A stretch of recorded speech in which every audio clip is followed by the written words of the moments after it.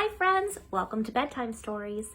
Tonight's bedtime stories are actually the opposite of what bedtime stories should be, right? Bedtime is a time to get quiet and calm, but the two stories I have for you tonight are all about being noisy. Isn't that silly? Well, let's see how it goes. The first story tonight is called The Very Noisy Night, and it's by Diana Hendry and illustrated by Jane Chapman. Look at that cute little mouse on there. Oh, very noisy night doesn't sound like a good plan. It was the middle of the night, and Big Mouse was fast asleep in his big bed. Little Mouse was wide awake in his little bed. Big Mouse, cried Little Mouse. I can hear something rushing around the house, and it's huffing, and it's puffing. Big Mouse opened one eye and lifted one ear. It's only the wind, he said. Can I come into your bed? Said Little Mouse. No, said Big Mouse. There isn't room. And he turned over and he went back to sleep. Little Mouse lay listening to the wind. Then suddenly, between a huff and a puff, came a...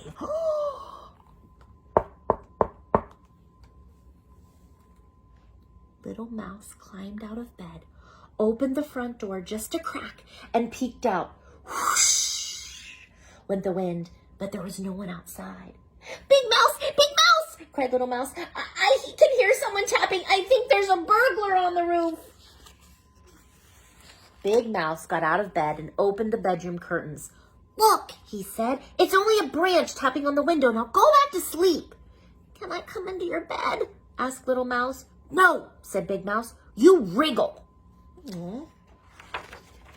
Little Mouse lay in his own bed and listened to the wind huffing and puffing and the branch tap-tapping and someone calling, ooh, ooh, ooh, ooh. Little Mouse climbed out of bed again, and this time he looked under it, and then he looked in the wardrobe, and feeling very frightened, he yelled, Big Mouse! Big Mouse! I think there's a ghost in the room, and it's looking for someone who keeps calling, hoo, hoo, hoo, hoo. Big Mouse sighed, sat up, and he listened. It's only an owl, he said. It stays up all night, just like you. Can I come into your bed? Asked Little Mouse. No, said Big Mouse. Your paws are always cold. Big Mouse pulled the blanket over his head and went back to sleep, and Little Mouse got back into his own bed. Little Mouse sat up and listened to the wind huffing and puffing, and the branch tap-tapping and the owl howling. But, shh, what was that? Big Mouse, he called. I think it's raining inside. And Little Mouse jumped out of bed, and he fetched his red umbrella. Big Mouse got out of bed too. He opened the front door to see if it was raining at all, and then Big Mouse went into the kitchen and turned off the dripping faucet. He gently pried the umbrella out of Little Mouse's paws, and he put it away. Can I please come into your bed? Asked Little Mouse. No, you're nice and snug in your own bed, said Big Mouse, taking him back to his bedroom. Little Mouse lay and listened to the wind huffing and puffing, the branch tap-tapping, and the owl hooting, and just as he was beginning to feel very sleepy indeed, he heard, wee, wee, wee! Big Mouse, he called. You're snoring. Wearily, Big Mouse got up. He put his earmuffs on Little Mouse's ears. He put a paper clip on his own nose, and he went back to bed. Little Mouse lay and listened to nothing. It was very, very, very quiet. He couldn't hear the wind huffing or the branch tapping or the owl hooting or Big Mouse snoring. It was so quiet that Little Mouse felt he was all alone in the world. He took off the earmuffs, he got out of bed, and he pulled the paper clip off Big Mouse's nose. Big Mouse, he cried. I'm lonely. Big Mouse flung back the blanket. Better come into my bed, he said. So Little Mouse hopped in, and his paws were cold, and he needed just a little wriggle before he fell fast asleep. But Big Mouse lay and listened to the wind huffing and puffing, and the branch tap-tapping, and the owl hooting, and Little Mouse snuffling, and very soon he heard the birds waking up. But neither of them heard the alarm clock, because they were both fast asleep. The end. That poor little mouse. He was having a hard time going to sleep. Sometimes it is scary if you think you hear noises outside, right? Whew, they probably slept all day because they were so tired, right? Okay. All right. I have another silly bedtime story that isn't too quiet, and it is called Nighty Night, and it is by one of my favorites, Miss Leslie Patricelli. Love her so much. You're going to love it. Here we go. Dinner is done. Oh my, look at that. Wow. I don't know if he ate any of it. I think it's all on his head, huh? Bye-bye, sun. See you, moon. Hello, moon. Uh-oh, he doesn't look like he's ready for bed yet. Bye-bye, pants. Naked dance. Oh, my goodness. We're so grubby, tubby, scrubby. Brushy toothy, brushy hair, kissy daddy, and huggy bear. PJ's on, a book, and then I'm not done, again. Sing along, la la la. Turn out the light, kissy kissy, nighty night. Uh-oh. Look at all these things that are about nighttime. Yawning and stuffed animals and dreaming and slippers and snoring and a blanket and a pillow and a music box and a nightlight. Do you have any of those things every night when you go to bed? Do you have a special nightlight or slippers or a stuffed animal? No, maybe? Okay. Are you ready for our last bedtime story tonight? This one, I think you'll like, love. It's called Library Lion. Look at that. We don't have a library lion at Moon Library. I'm kind of glad we don't. That'd be a little scary. This book is by Michelle Knudsen, and it's illustrated by Kevin Hawkes. Okay. One day, a lion came into the library. He walked right past the circulation desk and up into the stacks. That would be really scary.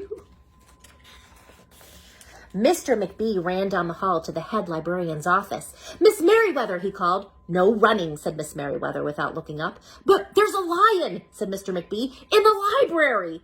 Is he breaking any rules? Asked Miss Merriweather. She was very particular about rule breaking.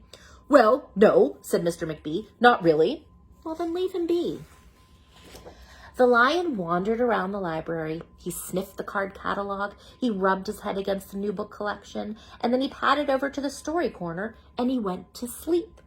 No one was sure what to do. There weren't any rules about lions in the library. There aren't any rules about lions in the library. That's for sure. Soon it was time for story time.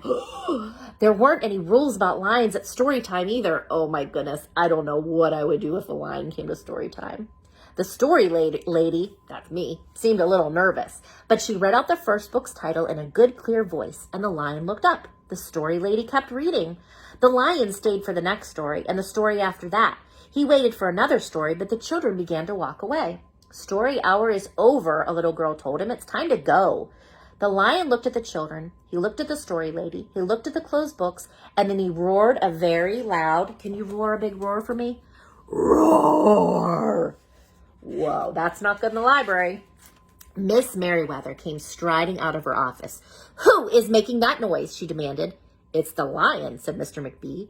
Miss Merriweather marched over to the lion. If you cannot be quiet, you will have to leave, she said in a stern voice. Those are the rules.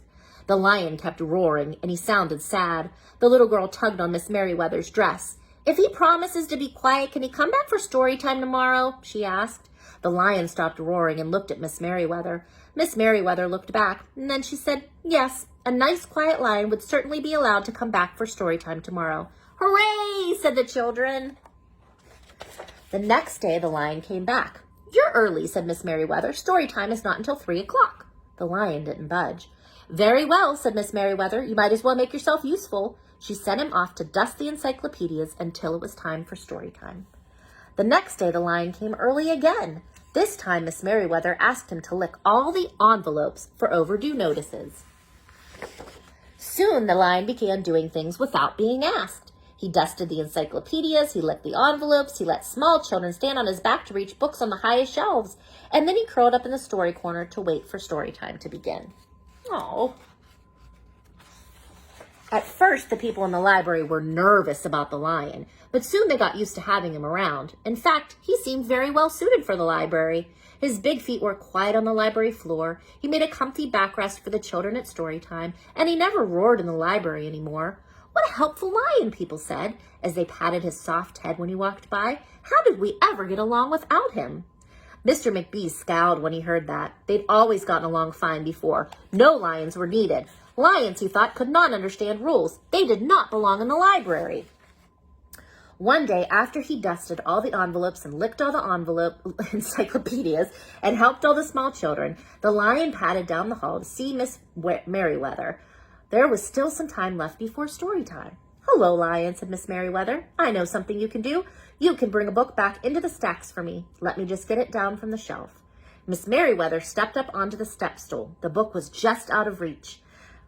She stretched her fingers. "Almost there," she said. Then Miss Merriweather stretched a little too far.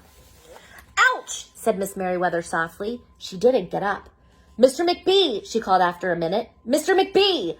But Mr. McBee was at the circulation desk and couldn't hear her. "Lion," said Miss Merriweather, "please go and get Mr. McBee." The lion ran down the hall. "No running," Miss Merriweather called after him. He put his big front paws up on the circulation desk and looked at Mr. McBee. "Go away, Lion," said Mr. McBee. "I'm busy." The lion whined. He pointed his nose down the hall toward Miss Merriweather's office. Mr. McBee ignored him. Finally, the lion did the only thing he could think of to do. He looked Mr. McBee right in the eye, opened his mouth very wide, and roared the loudest roar he'd ever roared in his life. Can you make a really loud roar? Whoa, I could almost hear that all the way over here. Mr. McBee gasped. "You're not being quiet," he said to the lion. "You're breaking the rules." Mr. McBee walked down the hall as fast as he could. The lion did not follow him. He'd broken the rules and knew what that meant. He hung his head and walked toward the door. Mr. McBee did not notice. "Miss Merriweather," he called as he walked. "Miss Merriweather, the lion broke the rules. The lion broke the rules." Oh, my. He burst into Miss Merriweather's office. She was not in her chair. "Miss Merriweather?" he asked. "Sometimes," said Miss Merriweather from the floor behind her desk, "there is a good reason to break the rules, even in the library. Now, please go call a doctor. I think I've broken my arm." Mr. McBee ran to call a doctor. "No running," Miss Merriweather called after him. The next day, things were back to normal. Almost. Miss Merriweather's left arm was in a cast, and the doctor had told her not to work too hard.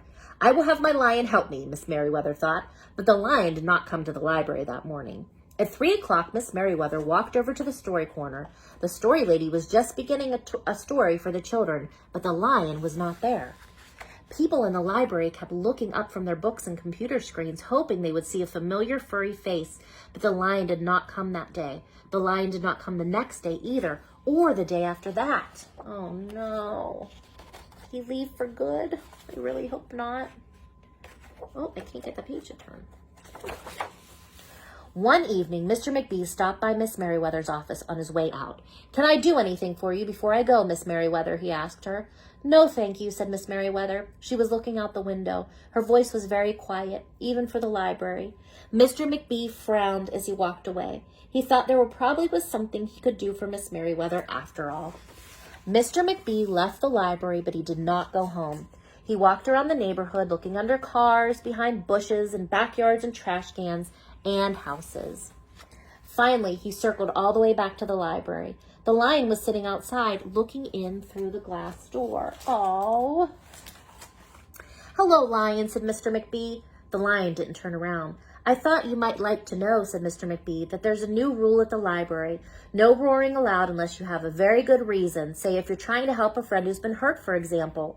The lion's ears twitched. He turned around, but Mr. McBee was already walking away. The next day, Mr. McBee walked down the hall to Miss Merriweather's office. "What is it, Mr. McBee?" asked Miss Merriweather in her new, sad, quiet voice. "I thought you might like to know," said Mr. McBee, "that there's a lion in the library." Miss Merriweather jumped up from her chair and ran down the hall. Mr. McBee smiled. "No running," he called after her. Miss Merriweather didn't listen. Sometimes there was a good reason to break the rules, even in the library. The end. I hope you liked that book. I love that story. I hope you have a wonderful night. Sleep tight. Don't let the bed bugs bite. Bye.